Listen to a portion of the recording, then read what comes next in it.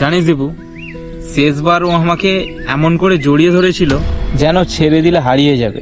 তুই কিছু বুঝিসনি? না, আমি তখন ভবিষ্যতের প্ল্যান করছিলাম আর ও চুপচাপ বিদায় নিচ্ছিল। কিছু বলেছিল? বৃষ্টির মধ্যে দাঁড়িয়ে বলেছিল, সুমন আমি তোমার সাথে বাঁচতে চাই, মরতে না। আমি হেসে বলেছিলাম, পাগলি, এসব ডায়লগ সিনেমায় মানায়। কিন্তু ও কিছু বলেনি, শুধু আমার বুকের উপর মুখ লুকিয়েছিল।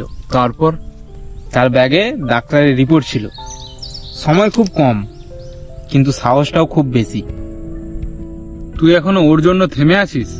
হ্যাঁ, কারণ ও বলেছিল এগিয়ে যেতে, কিন্তু ও নিজেই তো আমার সবকিছু হয়ে গিয়েছিল। সবচেয়ে কষ্টের কি জানিস?